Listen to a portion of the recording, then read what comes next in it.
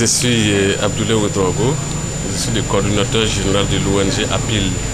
APIL, c'est Action pour la promotion des initiatives locales et nous œuvrons avec les communautés locales dans 80 villages pour les soutenir dans leurs activités de production, de transformation, de commercialisation des produits. Et APIL travaille essentiellement sur 3 dimensions: l'appui à la sécurité alimentaire, l'appui à la décentralisation et le renforcement des capacités locales de développement. 80 villages sont bénéficiaires de nos actions et nous sommes basés au centre nord et au plateau central.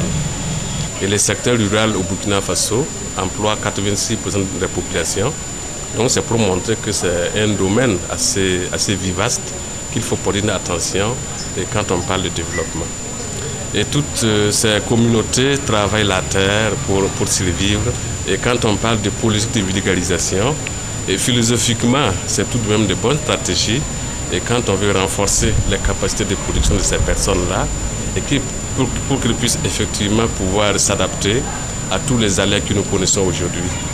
Nous avons aujourd'hui les changements climatiques qui sont un nouveau facteur et un fardeau supplémentaire pour les hommes et les femmes qui travaillent la terre. Et l'État a beaucoup œuvré, en tout cas en vulgarisation agricole, pour que les communautés puissent être au diapason des nouvelles technologies qui puissent les aider à adapter leur production.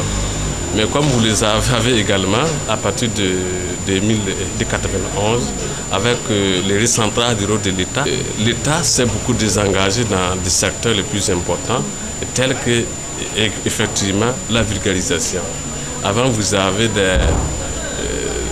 des agents de l'État qui tournent toujours au sein des communautés, dans leurs exploitations agricoles, qui les enseignent les normes de production, qui les apportent des semences améliorées pour qu'ils puissent adapter les productions et même des outils de production agricole.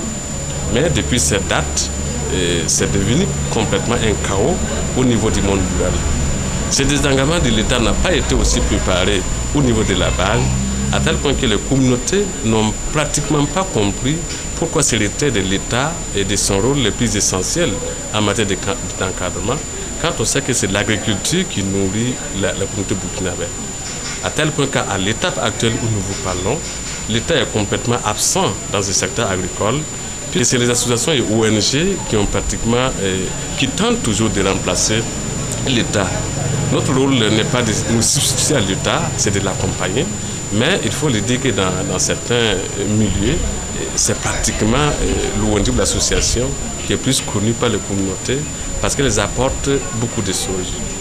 Et au sein de notre ONG, quand on prend les 80 villages, cette description est complètement réelle parce qu'en dehors de certaines visites sporadiques ou ponctuelles qui sont faites par les services de l'État, agricole de l'État, mais il n'y a pas un apport concret comme ça qui les permet, en tout cas, de renforcer la production.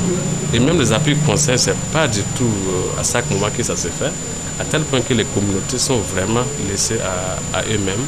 Et voilà pourquoi nous avons axé depuis 2006 notre intervention sur la sécurité alimentaire.